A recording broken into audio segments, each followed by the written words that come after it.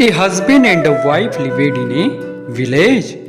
When the woman was pregnant, they went to the forest to collect palm fruits. They collected a lot of palm fruits together, but the wife gave birth to a child there. Now both of them were worried about how they would carry so many fruits. They started arguing over this matter. The wife said they would take the child along. After much debate, the husband finally had the upper hand. They left the child there after putting him to sleep on a fruit leaf and took the palm fruits home. The child slept alone in that dense forest. When he felt hungry, he started crying. The parents were not nearby. Then who would listen to his cries? At that time, a wild buffalo was grazing there. Following the sound of crying, she reached the child and saw a little girl laying on a palm leaf and crying. She said to herself, perhaps her parents have gone to the forest to collect wood. That is why they have left the girl to sleep here. But even after waiting for a long time, no one came to take the girl. Then the buffalo took pity and went to the girl. But how could the buffalo lift the baby? Invoking God's name, the buffalo said, if this baby was born from the bodily union of parents, she would not cling to the horns when touched.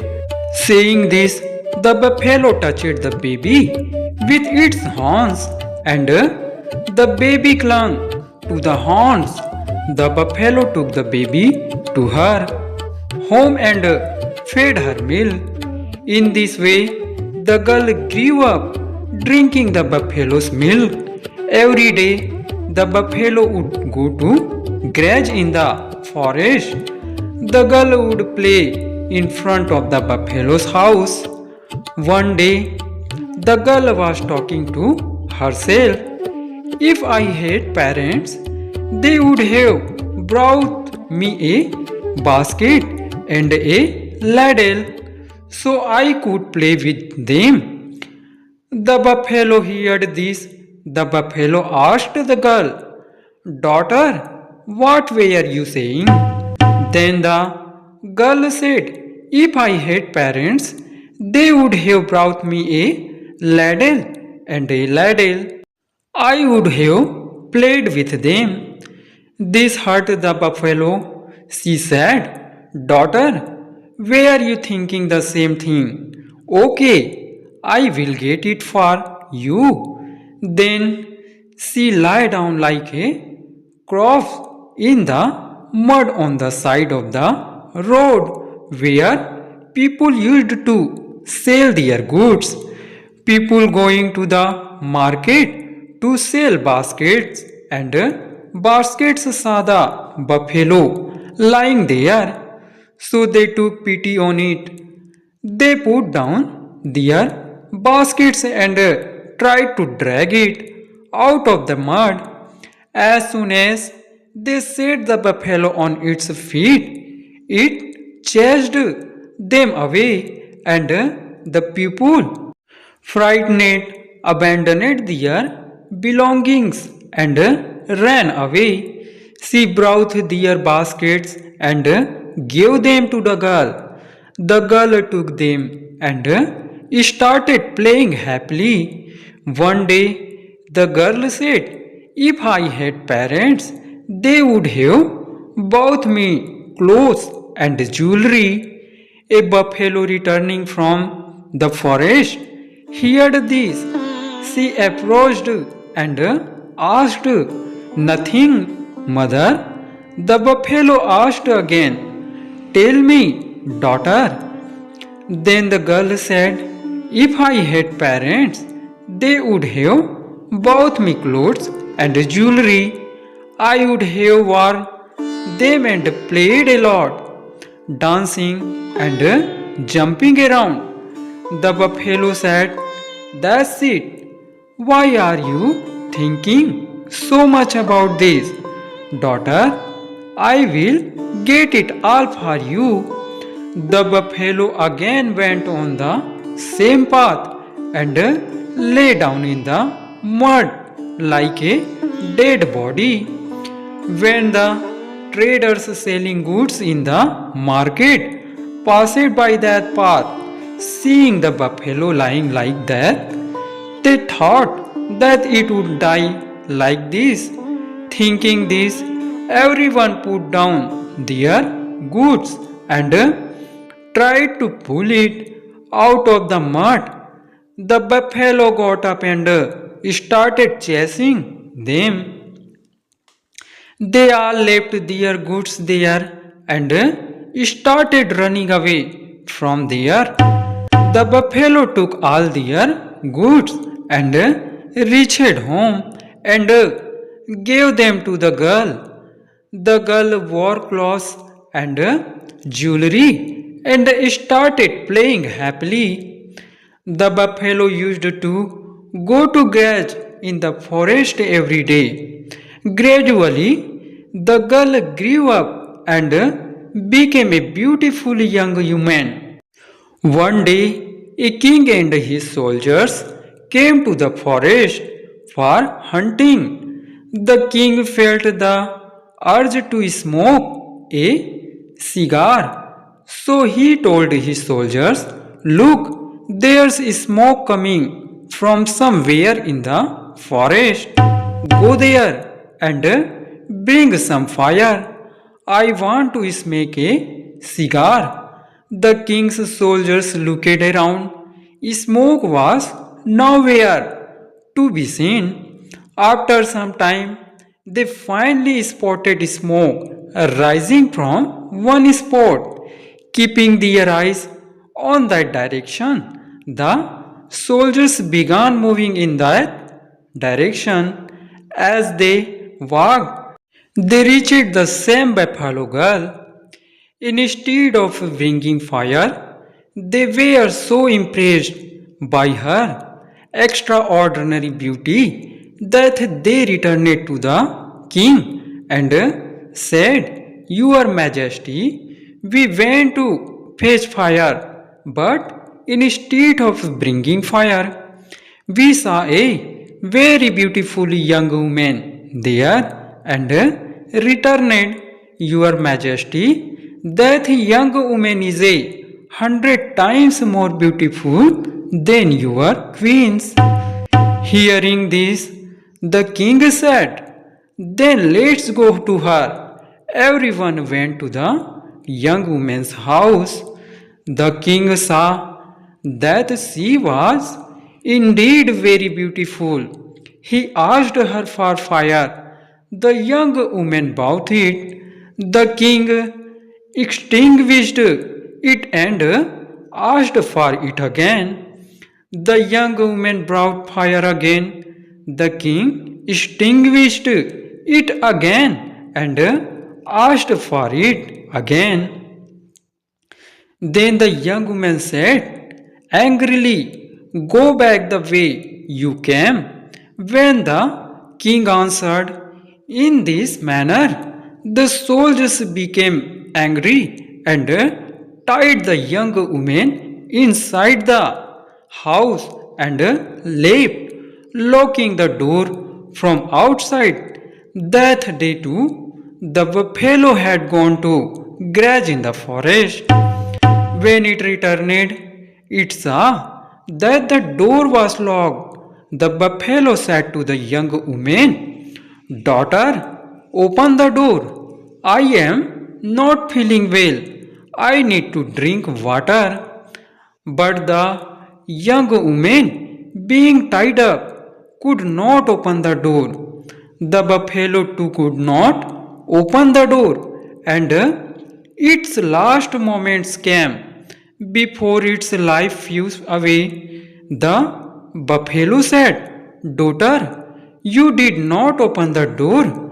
Now my life is leaving me. If I die, uproot both my horns.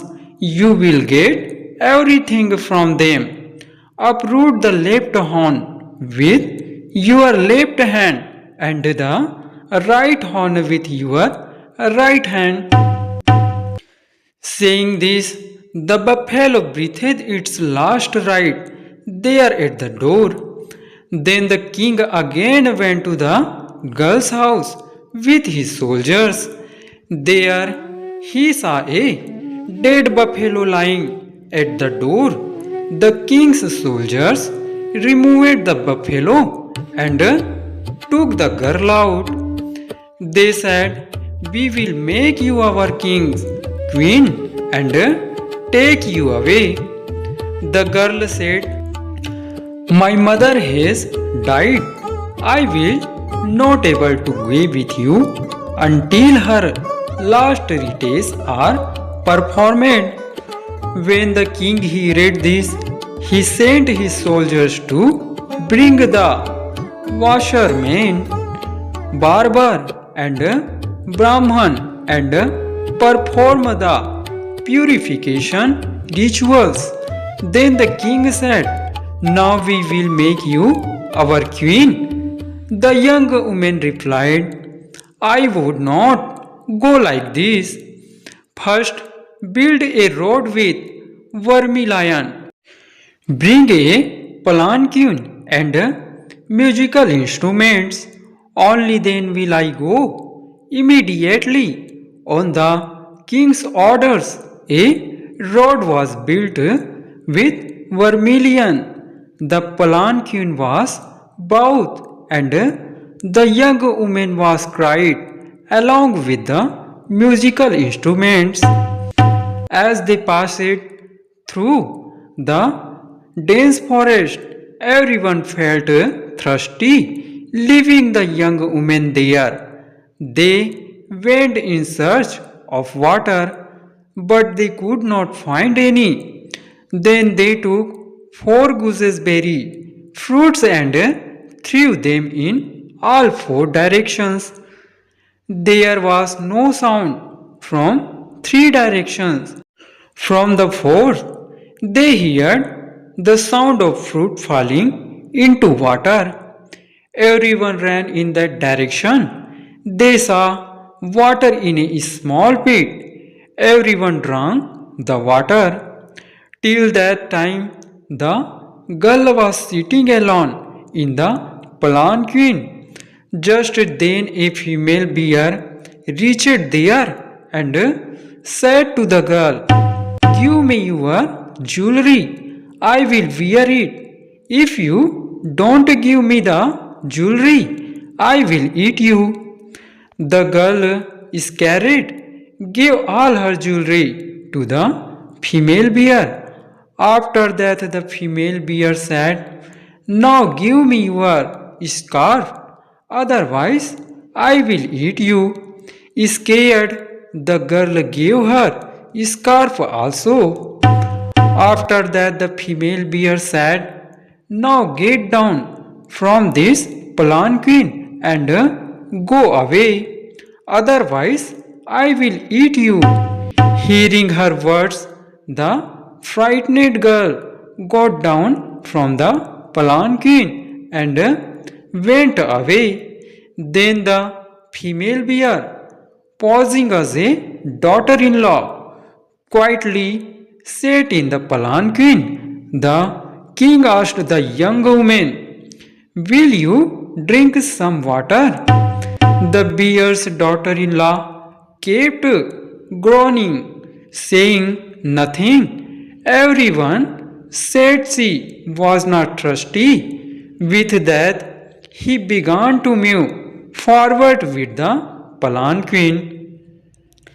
The young woman followed him, weeping, "Look back, dear Lord, look back once at me, your queen, who remained lying in this forest."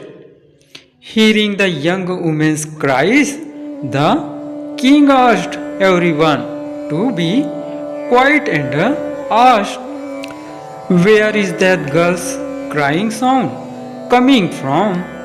Hearing this, the bear's daughter-in-law said, "Come on, come on. The brides in the forest make many such sounds." Hearing her words, everyone started walking again. Following them, the young woman reached the home of an old man and a woman at the outskirts of the king's kingdom.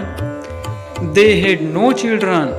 Approaching them, the young woman said, "I will stay here and take your cows to graze and serve you." Hearing her words, they happily took her in. Meanwhile, the king arrived at the palace with the bear's daughter-in-law. While washing his feet, the king saw that it was a bear's foot. Immediately, the bear's daughter-in-law said, "My foot looks ugly, but I am fine." With that, the bear's daughter-in-law began living in the king's palace. Meanwhile, the young woman tended the cows and cattle at the old man's house. At that time, the king was unable to find a shepherd to graze his donkeys and camels. Understanding the king's predicament, the old man and woman said, "We have a young woman in our house. She will take your donkeys and camels to graze." Every day, the young woman would take the king's donkeys and camels to graze across 7 forests. Upon reaching the spot, she would make a golden swing from her mother buffalo's horn, hang it on a tree, and dress it like a queen, would sit on the swing and swing, singing, "Camel, camel, donkey, donkey, go and graze in the 7 forests. Camel, camel, donkey, donkey, drink water from the 7 springs. I am swinging in a golden swing." Hearing this song, the camels and donkeys would stare at the young woman, not graze. In the evening, the young woman would get down from the swing, place the swing on the same buffalo's horn, and bring the camels and donkeys. Back home, the camels and donkeys, not eating or drinking, gradually became sick. Seeing their condition, the king told his servants, "Keep an eye on that young woman. See what she does after taking the camels and donkeys out to graze." The next day, the young woman, accompanied by camels and donkeys, crossed 7 forests and reached the same spot. She took a swing from her horn, dressed like a queen, and began swinging on the swing, singing the same song. As usual, the camels and donkeys stood watching her. Seeing all this, the king's attendants went and reported everything to the king.